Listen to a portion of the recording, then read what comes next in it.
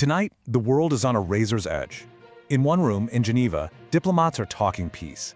But thousands of miles away, in the Persian Gulf, militaries are preparing for war. This is the story of a crisis that is spiraling, a countdown that might be unstoppable. So let's set the scene.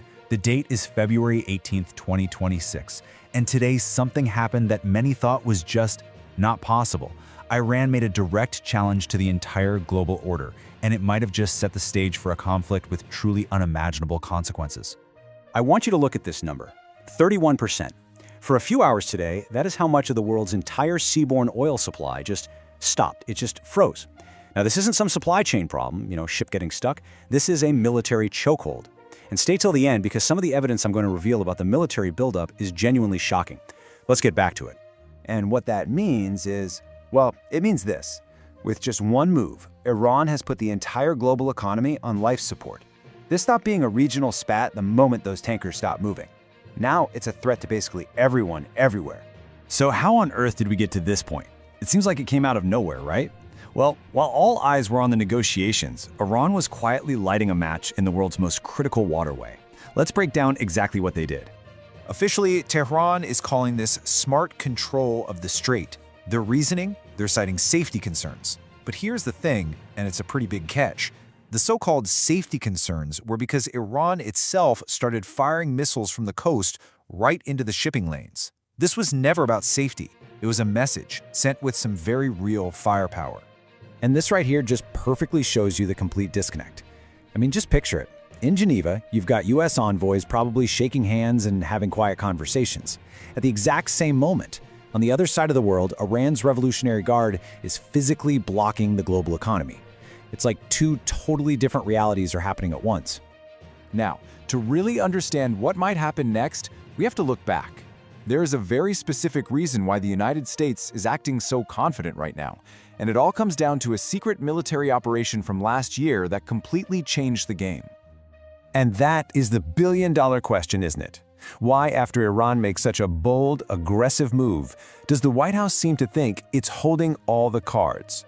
Well, the answer is buried in the events of June 2025. There was a classified mission then, one that was so effective, so decisive, that its ghost is still haunting every single one of these negotiations. The operation was called Midnight Hammer. And get this, 7 B-2 Spirit stealth bombers took off and flew an insane 37-hour round trip. And their targets? They weren't just any targets. They went after Iran's most protected nuclear sites, Fordow and Natanz, the ones buried deep inside mountains. The mission was a complete success, and it proved a really terrifying point. 30,000 pounds. That's how much one of the bombs they used weighed. It was a GBU-57, a bunker buster. The message was crystal clear. No matter how deep you dig your bunker, no matter how tall the mountain is, we can still get to you. Which brings us to a comment President Trump made just yesterday. He said, "I don't think they want the consequences of not making a deal." He didn't have to say Midnight Hammer. Everybody in that room knew exactly what consequences he was talking about. It was a direct threat. But here's the thing, even with that threat just hanging in the air, the talks are completely falling apart. The US has laid down what it calls its red lines, its non-negotiable demands, and so far, Iran is barely even acknowledging them. And this is the roadblock. The US demands are absolute. First, a total stop to all nuclear enrichment. Second, completely dismantling their ballistic missile program. And third, cutting off all funding to their proxy groups across the Middle East. Now you can see why, from Iran's side, that doesn't sound like a negotiation. It sounds like a demand for total surrender. And then this morning, Vice President J.D. Vance made it even more blunt. He said the president reserves the right to determine when diplomacy has run its course. I mean, that's not subtle, is it? It's the White House saying the clock is ticking and time is almost up. And you better believe these are not just empty words. The threats are being backed up by one of the fastest, most powerful deployments of American air power we've seen in years. Let's actually look at the force that's being put together. 50. That's the number to remember. In just the last 48 hours, 50 of America's most advanced fighter jets have been scrambled from bases in the US and Europe, and they're all converging on the Middle East. And just look at what's on this list. We're talking about the absolute best of the best. The F-35s and the F-22 Raptors, the most advanced stealth fighters on the planet. They're backed up by workhorses like the F-15s and F-16s with tankers to keep them all in the air. Let's be really clear. You don't assemble this kind of firepower just to look tough. This is an invasion-ready strike force. And to top it all off, the USS Gerald R. Ford carrier group is racing to the region as we speak. So all of this brings us to this final, pretty terrifying countdown. Iran has asked for a little more time, but the United States, well, it's using that time to sharpen its sword. So here's the situation in a nutshell. Iran is promising to come back to the negotiating table in 2 weeks with a new, detailed proposal.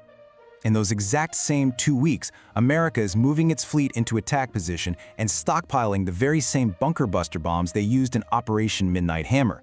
It's pretty obvious the two sides are preparing for two very different outcomes. And that really brings us to the bottom line. If this last-ditch effort at diplomacy in Geneva falls apart, that's it. The talking is over. And the next sound anyone hears won't be the voice of a diplomat. It'll be the roar of war engines. Which leaves us all with this one massive unresolved question. Is Iran just bluffing here, trying to get more leverage at the negotiating table? Or have we all just witnessed the opening shot of a war that could engulf the entire Middle East? What do you think? Is this a high-stakes poker game, or is the fuse already lit? I really want to hear your analysis. Drop your thoughts in the comments section below. Look, this situation is changing by the hour. To make sure you get the absolute latest, you're going to want to be subscribed with notifications turned on. Thanks for watching.